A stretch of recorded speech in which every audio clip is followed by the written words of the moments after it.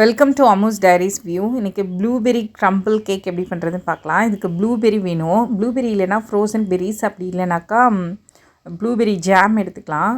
இதுக்கு 1 கப் மைதா வேணும், 1/2 cup sugar, அதுக்கப்புறம் butter 2 table spoon, oil 1 table spoon, 2 x, yoghurt 2 table spoon வேணும்.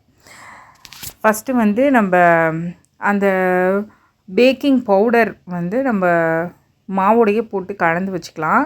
இப்போ நான் என்ன பண்ணுறேன்னா, சுகரையும் 2 எக்கையும் போட்டு எலக்ட்ரிக் பீட்டர் வச்சு நல்லா பீட் பண்ணிக்கிறேன். ஸோ இதை பீட் பண்ணியாச்சு. பீட் பண்ணதுக்கப்புறமா நம்ம ஆயில் 1 டேபிள் ஸ்பூன் ஆயிலை நம்ம இதில் போட்டுடணும். அதுக்கப்புறம் பட்டரையும் போட்டுக்கணும். பட்டரையும் போட்டுட்டு நம்ம நல்லா அகைன் பீட் பண்ணிக்கலாம். நல்லா பீட் பண்ணதுக்கப்புறமா நம்ம ஃப்ளார் கொட்டலாம். நம்ம கொஞ்சம் கொஞ்சமாக மைதாவை ஆட் பண்ணிவிட்டு, இந்த மைதாவை ஆட் பண்ணுற டைமில் தான் நம்ம யோகட்டையும் போடணும். பால் வேணாலும் நம்ம கொஞ்சமாக ஆட் பண்ணிக்கலாம். ரொம்ப கம்மியாக ஒரு 20 ml அந்த மாதிரி ஒரு 1 ஷாட் தான் ஆட் பண்ண முடியும். இப்போ இதில் நம்ம மாவை கொட்டிட்டு தயிரையும் கொட்டி நல்லா பீட் பண்ணிக்கலாம். நான் மாவுலேயே பேக்கிங் பவுடர் கலந்துட்டேன். Baking powder 1 teaspoon. இப்போ ப்ளூபெரிஸ் ஆட் பண்ணும்போது ப்ளூபெரியோட கொஞ்சம் மாவை ஸ்ப்ரிங்கிள் பண்ணி ஆட் பண்ணோம் தான் அது எங்கே பார்த்தாலும் போகும், இல்லைனா போய் அடியில் தங்கிடும். ஸோ இந்த மாதிரி நம்ம கேக் பேட்டரோட கலந்து வச்சுக்கலாம்.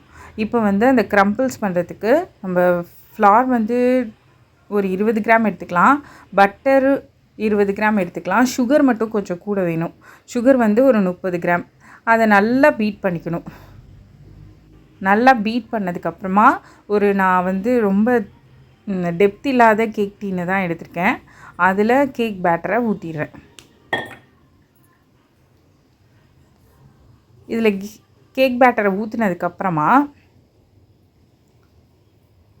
நம்ம அந்த க்ரம்பிள்ஸ் பண்ணியிருக்கோம் இல்லையா, அந்த க்ரம்பிள் ரொம்ப பியூட்டிஃபுல்லாக அது மேலே நம்ம ஸ்ப்ரெட் பண்ணி விட்டுறணும்.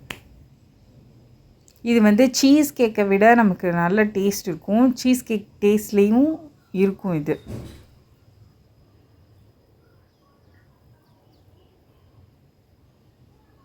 உங்களுக்கு சீஸ் கேக் சாப்பிட்ணும், ஆனால் இப்போ பட்டர் தான் இருக்குது அப்படின்னு சொன்னால் நம்ம இந்த மாதிரி கேக் பண்ணி சாப்பிட்லாம். ரொம்ப டேஸ்ட்டாக இருக்கும்.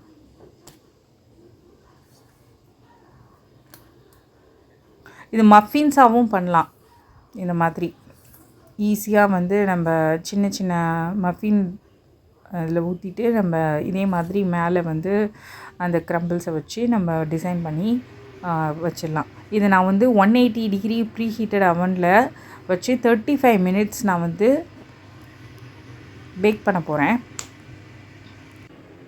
ஸோ 35 மினிட்ஸ் தான் பேக் பண்ணேன். ஸோ இது நல்லா வெந்துருச்சு. வெந்ததுக்கப்புறமே நமக்கு கேக்கும் ரொம்ப பியூட்டிஃபுல்லாக வந்திருக்கு. இப்போ நம்ம கட் பண்ணி பார்க்கலாம் எப்படி இருக்குன்ட்டு.